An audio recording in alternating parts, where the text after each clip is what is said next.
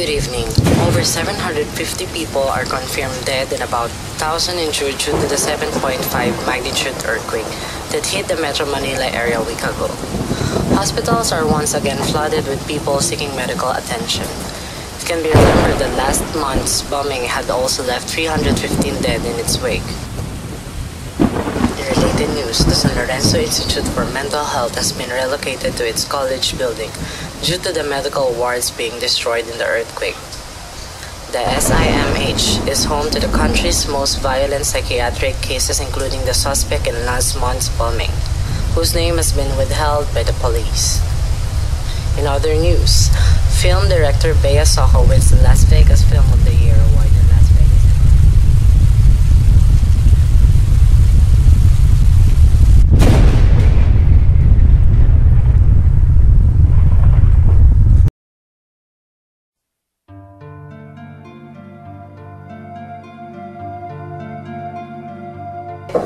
Come in! Oh, Miss Josefina Olivia Maxima! Josefina na lang po, ma'am. Oh, take a seat. Buti hindi ka naligaw sa pagpunta rito. Hindi naman po, ma'am. Diyos mo, kailangan namin lumipat ng building kasi sobrang lakas ng bindol last week. Isang ihip na lang nga ng mga pasyente, pwede na silang makatakas. Grabe. If we stay dun sa lumang building, panigurado, nakatakas lahat ng mga pasyente namin. But we're here to check 601, right? Yes, ma'am. Well, nung nilipat namin siya, behave naman siya. Honestly, agent, I think, Hindi tayo pwedeng sumuko, ma'am. Hindi tayo pwedeng mag-isip na... alam kong partner mo siya, pero we have to think of the possibility that he's incurable. Parang ayaw naman kasi niyang gumaling. I mean, he does not talk pag therapy namin. Although may symptoms siya ng schizophrenia, it's like he's welcoming the disease. The fact na brainwash siya, that's now what we usually deal with. This is something. He's not showing evidence that he's fighting it. Okay, Doc, pero please, we have to keep trying. As long as we can.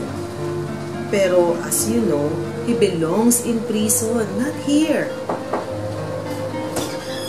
Oh anak, halika muna, upo ka. Ito nga pala si Adrian, intern namin. Buti nga, meron pang nagka-interest mag-serve dito. Usually, mapipili na ngayon ang mga intern. Ah, ito nga pala yung ID mo. Pakibalik mo rin ito kay Nurse Marlo. Yan yung kanyang ID. Sige po, Doc. Magra-rounds pa po ako. O sige anak, mag-ingat ka ha. Kasi balita sa radyo, may mga aftershocks ka daw. Maraming naman. Sige po. Anyway, Agent Josefina, I'll try my best. Pero I can promise na I can cure him. Even if I can, there is no way that he could go back to the agency. I mean, after what he did, and after what happened to him. Yes, ma'am. Gusto ko lang is makakope siya with everything. Na magkaroon siya ng bagong simula. Would you like to see him? Hindi na po. I'm already breaking protocol as it is. Thanks na lang po, Doc.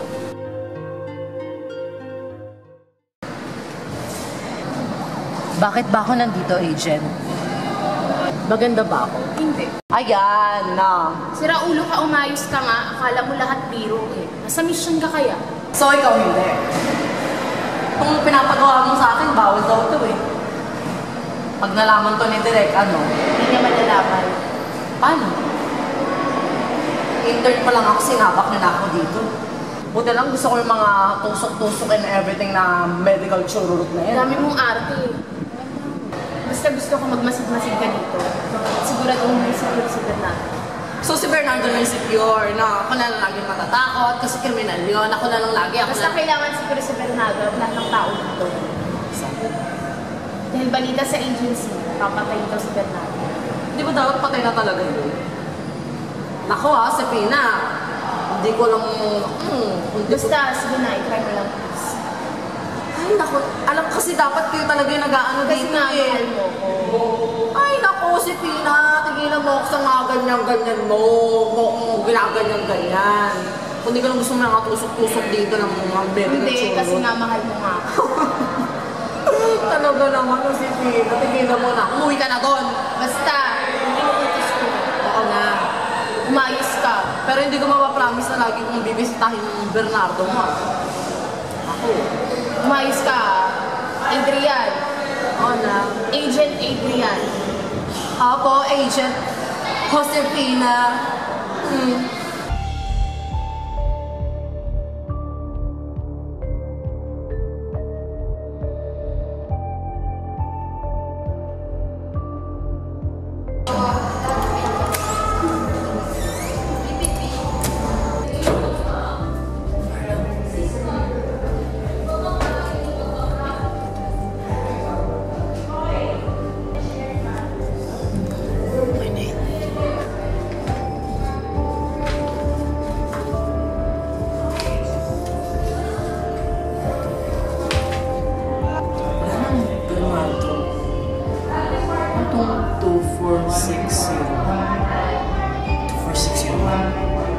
Anong pangalan?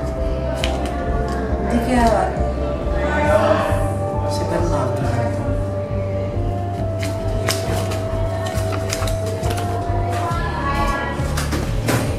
Uy, wala. Wala kasi akong magawa eh. Uy, nandiyan na yung pin mo ha. Baka sabihin mo, hindi ko binalik. Eh, pag mamaya matuso kita, magising ka pa. Ayoko naman mawala yung sensation of sleep. Libot-libot ko siya, parang ako yung Libot-libot? O sige, una na ako ah.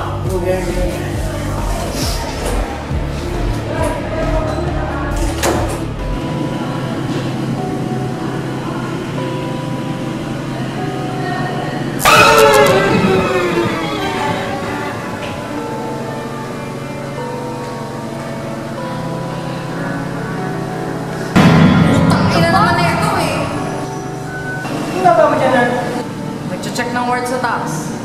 maximum security. Ang nababago nga yun. Yan. Maximum security word yan. Sigurado ako gusto mo check yan. Kung hindi ako, sino?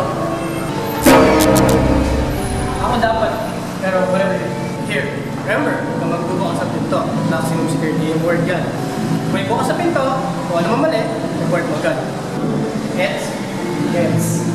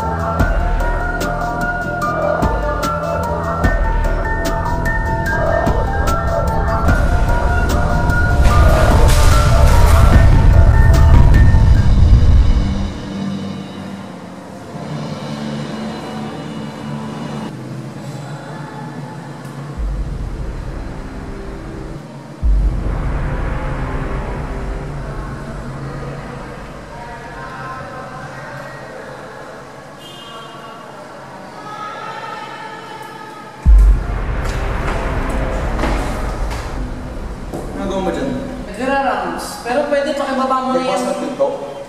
Ha? Anong pinto? Nagbukas kami ng pinto. Itong pintong to. Gusto mo ba? Walang pero sa pinto. Nagrarams lang ako. Good.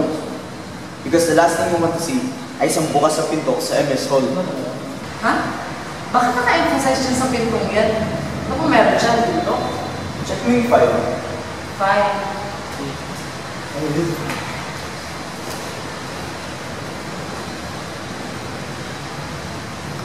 Patient 24601. Patient 24601 ang nakalagay dito eh. Isang buwan na yung pasyenteng yan sa amin. Hanggang ngayon, classified pa rin ang file niya. So wala nakakalam kung sino talaga siya. Yup. Wala. Sir, Kilala mo siya? gusto mo ba malaman kung sino siya? Oo. Ano bang story nitong 24601 na to? Bakit pati pangalan wala? Siya si Bernardo Carpio. Bernardo Carpio? Nanguntalban? Ganun? Yung naipit sa batong nagkikis-kisan? Yung ba yun? Oo. Pero ang batong umingit sa kanya, andito. Mga narinig ko, meron daw siya ng isang agency. Secret agent daw siya. Kaya ganun kung maniniwala ka. Tapos, nangyari daw. Hindi ko sure kung ano talaga, pero sabi, matay na daw yung asawa.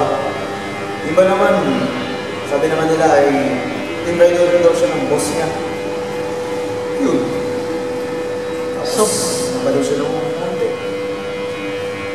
Siya, matay na maraming tao. Napaksak siya dito.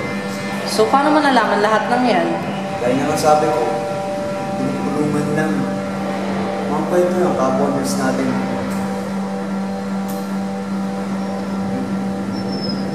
Yun, salamat. Marlon Lones? Marlon to ah.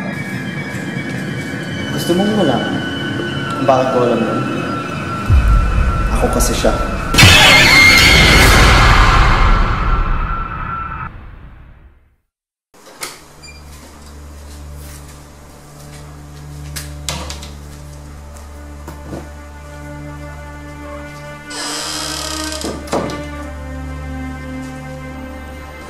Saan ka galing? Grabe ate. Nakaturo ka naman. Ano ba? Namission ka daw kanina. OMG ate, alam mo ba? May nag-tweet sa akin kanina. Ang ganda daw ng Step Up All In. Shit, tas ang ganda daw talaga ni Andy. Pinapagawan nga kami ng movie review nun eh. Tas ate, alam mo ba? Yung pinakamaganda na mapipilit, pwede daw mag-publish sa school newspaper. OMG, diba? Tapos pag nakuha ka, di your name will be on the paper. Because I really wanna be chosen. Kasi syempre, that will be instant popularity. And then the cute guys will notice me. Tapos si Kevin, ay, makikilala niya ako. Hindi ko na kailangan maging super duper teacher for him to notice me. Tapos we would hang out, then suot ko yung fake ribbon, nabigay mo sa akin na super duper cute. Tapos pag suot ko yun, feeling ko, pretty ka talaga. Tapos I look like Bea Alonzo daw. O diba? Ay ate, alam mo ba? I passed by the mall kanina. Tapos I saw this bag which I was looking for sa F21. Sale pala doon until the end of the month. I also want to buy yung pants na black. He's escaped. Hello. Okay. Ano ka ba? Mamatay ako. Tignan mo naman. Paano na magiging kaibigan si Kevin? Paano na mabibili yung mga gusto ko sa F21? Okay. Himik ka!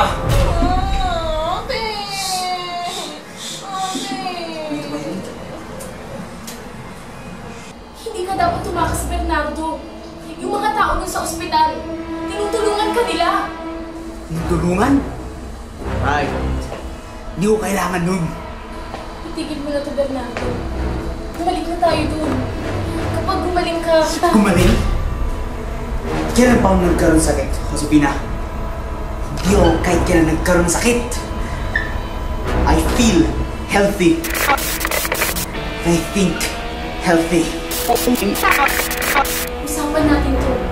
Bitawan mo na siya. Bitawan? Gladly. Ate! Umakyat ka na! Paano ka? Kaya ko sarili ko. Wala ka sa katinuan, Bernardo. Nagka-breakdown ka. Nilaiwash nila ako, Josefina. Nagising na ako. Pumatay ka ng daan-daang tao. Sige mo, wala silang kasalanan. Sige na, itry mo lang please. At babalik ulit sa dati ang lahat. Magiging si malakas at si maganda ulit. Gusto mo bang bumalik dun? Ako hindi na.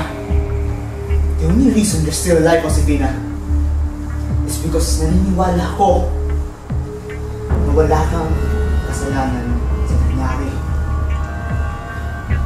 Nandito ako para pagsabihan ka huwag kang mangingialam sa kung anong susunod na mangyayari. Papatay ka ulit? Simulan mo sa akin. Josefina. Lilinisin ko lang ang lipunan. After what they did, lumagpas sila sa punto ng kapatawaran. Kailangan na nila magbayad. Sinong nagsabing ikaw ang maghuhukom?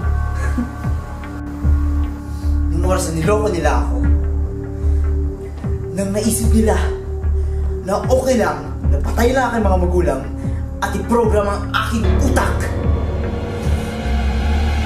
Binigyan nila ako ng peking buhay, peking asawa, at mga peking kaibigan. Hindi ako peke.